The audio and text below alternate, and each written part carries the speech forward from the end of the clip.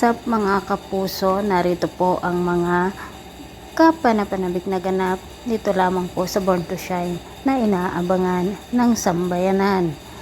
Dahil nga sa galit ni Megan at hindi niya matanggap ang ginawa nitong si Dara na pagiging kabit ni Freddy, ay itinakwil nga niya ito mga kapuso at sinabi nga niya kay Dara na magkanya-kanya na sila. Umiiyak naman si Dara na humihingi ng tawad, ngunit hindi ito pinakinggan ni Megan. Ganon din si Amelia, hindi na niya pinapakinggan o hindi na siya naniniwala dito kay Dara.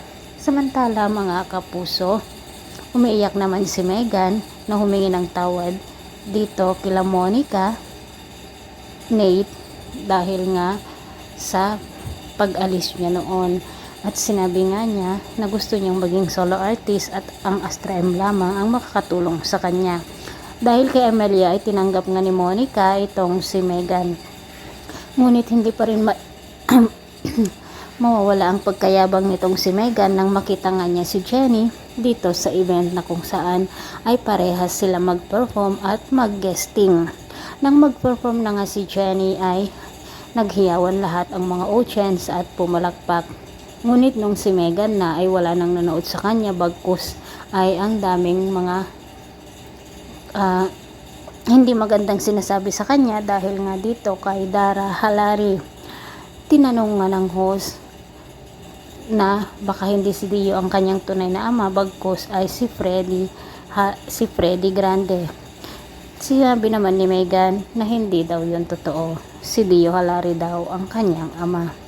Nang umuwi nga si Megan, agad niyang tinanong dito kay Dara kung sino nga ba ang kanyang tunay na ama. Ngunit hindi rin sasabihin ni Dara dahil kung sasabihin niya ayon, siguradong mas lalong masusuklam si Megan sa kanya, pati na rin itong si Amelia.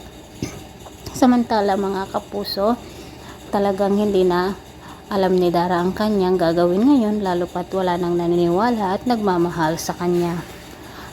Masayang-masaya naman si Jenny dahil sa kanyang pag-perform at ganon rin itong si Vanna mga kapuso. Sinabi nga ni Vanna dito kay Freddy na wawakasan na niya at nag-file na siya ng annulment para sa kanilang paghihiwalay. Nakikiusap naman si Freddy, ngunit hindi ito dininig ni Vanna. Samantala mga kapuso, pupuntahan naman ni Dara si Minchi at hahamunin nga niya ito ng away. At hindi naman uurungan ni Minchi itong si Dara mga kapuso. Nandoon naman si Charis kung kaya't siya ang susuway dito sa dalawang kanyang kaibigan na nag-aaway.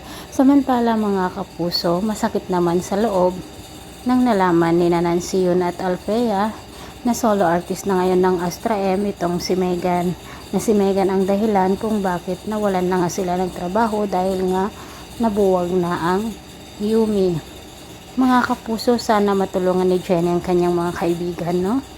Sana kausapin niya si Vanna, nabigyan din niya ng projects ang mga ito dahil nga magagaling din silang umawit at sumayaw. Maraming salamat mga kapuso sa walang sawang pagsubaybay. See you on my next video. God bless.